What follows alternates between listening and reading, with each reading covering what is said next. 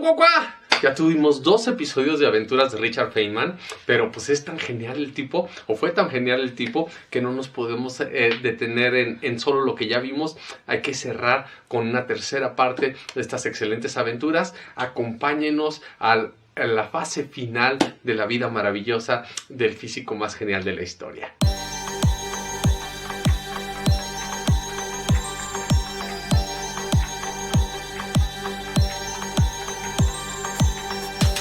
Pues nos quedamos en que Feynman ya había tenido grandes avances, estaba consolidado en Caltech, y les adelanté un poquito que en esos pasillos de Caltech, los mismos que se representan en la serie de Big Bang Theory, donde salen Sheldon, Leonard, Rakutrapali y los demás, pues ahí estaba trabajando él, haciendo sus investigaciones en física, desarrollando nuevas teorías. Sucede que hubo un talento nuevo, un joven que también era originario del área de Nueva York como él, que también era de ascendencia judía, pero que estaba en Chicago. Y como en Chicago acababa de morir el gran líder, que era Enrico Fermi, pues este joven estaba buscando opciones de dónde se iba a trasladar. Y por ahí Feynman convenció a la gente de Caltech de ofrecerle una propuesta de trabajo a Murray Gell-Mann. Gell-Mann era un cuate muy inteligente, muy culto, pero también muy arrogante. Yo siempre he creído que el personaje de Sheldon Cooper está inspirado en Murray Gell-Mann. No me extiendo mucho más en él porque quisiera preguntarles si quieren que les haga después en Chismes Científicos un video especial de la vida de don Murray Gell-Mann, que créanme que también da mucha tela de donde cortar. Total, Feynman convenció a la gente, lo jalaron a Caltech. Gell-Mann estaba emocionadísimo. Había trabajado con Enrico Fermi, pero era como una figura reverente, el jefe, el patrón.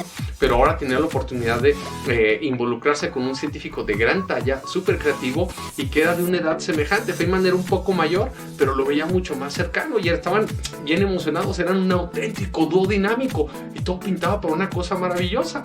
Hasta que Murray Gell-Mann se dio cuenta que en ese dúo dinámico Feynman era Batman y él era Robin, porque a pesar de que Gell-Mann era muy inteligente y que era muy hábil en términos científicos, Feynman tenía esa gran habilidad, pero además era súper carismático, le encantaba contar historias, que no solo las contaba a sus amigos, no solo las contaba en las reuniones, sino que las empieza a reflejar en una serie de libros en que grababan sus anécdotas, un escritor le ayudaba a transcribirlo, lo revisaban y se hicieron un éxito de ventas, el de que está usted de broma, señor Feynman, ¿qué te importa lo que los demás piensen? Y muchas otras presentaciones, las conferencias Feynman de física.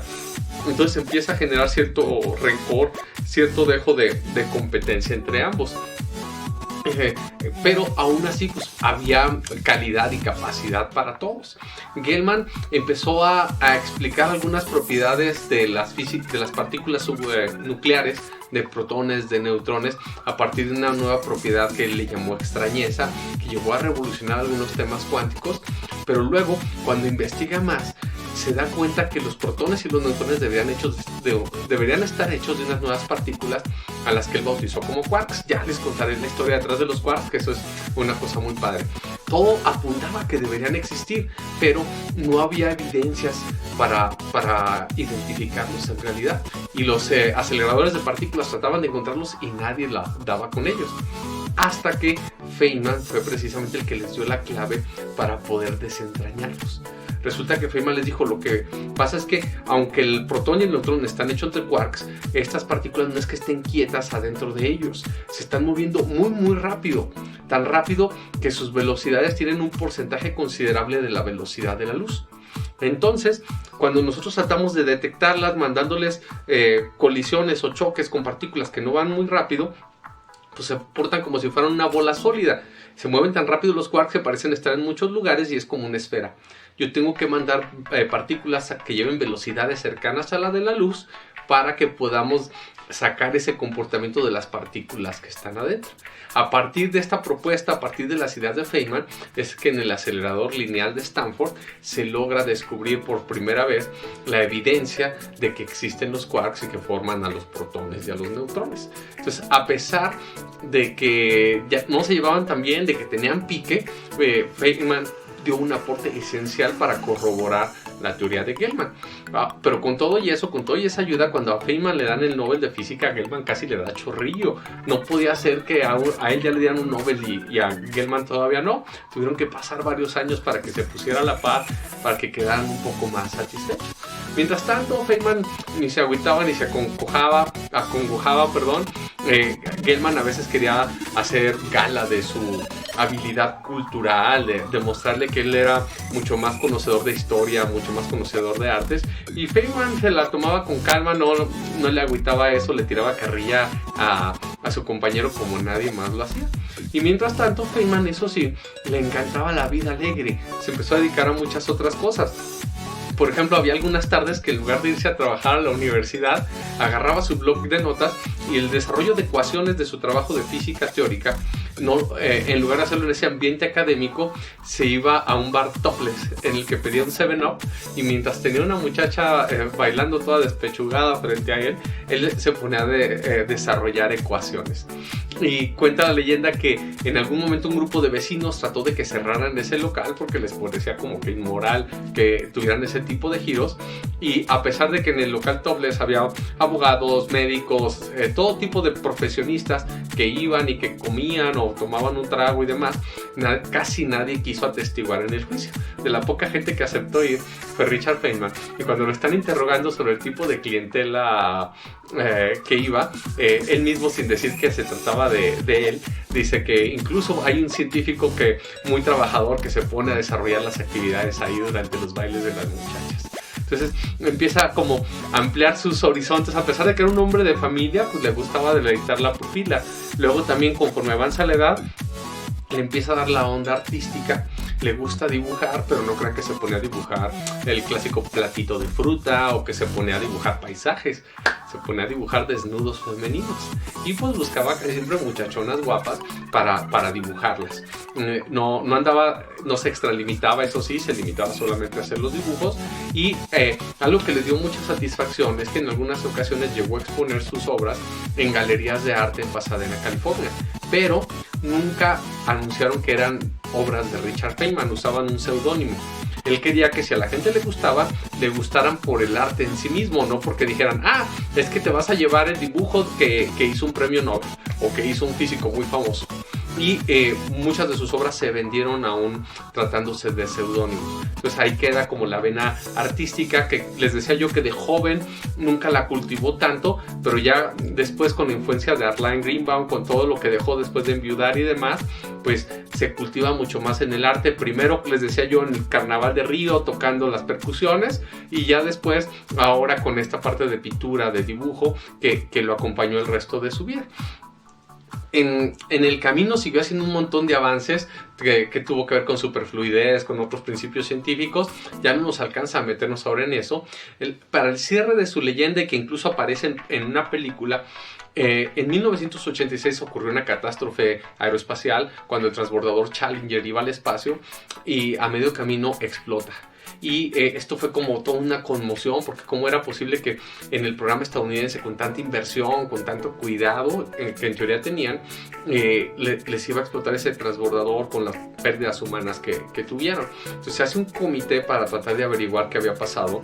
En el comité hubo muchas trabas, había mucha burocracia, de que era como la faramalla de que se explicaba qué había pasado, pero Feynman como que eso le valía madre, y él realmente quería llegar al fondo de las cosas. El único como que le hacía segunda era Neil Armstrong, ese que fue el primer hombre en poner un pie sobre la luna.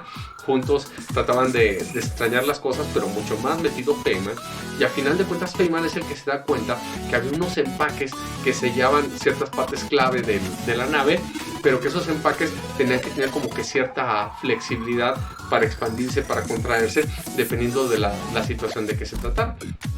¿Qué ocurre? El día en que despegó la nave habían tenido temperaturas muy bajas, donde hubo cierto congelamiento en los empaques, y la calidad con la que estaban hechos no permitió que se pudieran adaptar a las condiciones de la nave, y con esto generaron las fisuras que causaron el colapso o la explosión del Challenger. Y esto se vuelve como especialmente trascendente porque en una sesión de comparecencia pública donde están explicando las cosas, Feynman saca los empaques, los mete a un vaso con hielos y demuestra en televisión en vivo cuál había sido el problema con esta falta de capacidad elástica o de contracción de los empaques. Entonces fue algo que tuvo mucho impacto.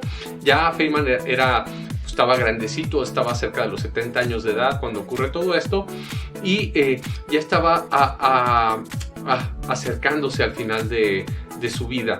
Feynman ya había tenido a inicios de los 80s algunos indicios de cáncer, se había recuperado, pero para el 87-88 le regresa el cáncer, y precisamente es en este último año donde esta enfermedad se lleva al físico legendario, dejando detrás un sinfín de historias, un sinfín de aventuras como las que ya les he compartido, y solo queda un poco el mal sabor de boca por un comentario que Gell-Mann sacó durante el funeral de Feynman.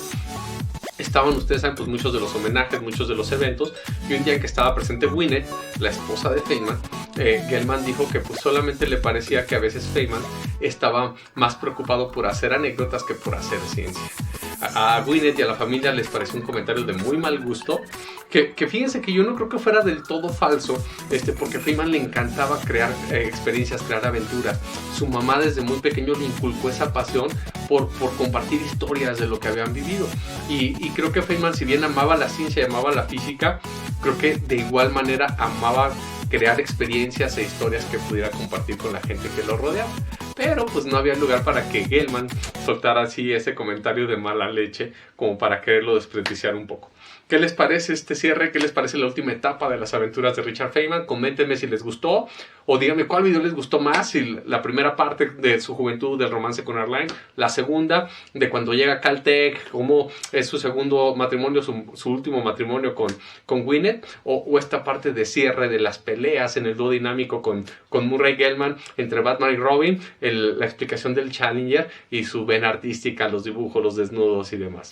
Ojalá que les haya gustado. Soy Papa Pato. Nos seguimos viendo la próxima semana. Ahora sí, después de 3 semanas seguidas de chismes de Richard Feynman, ahora la próxima semana volvemos a Ciencia en Casa a hacer algunos experimentos que créanme que van a estar muy padres.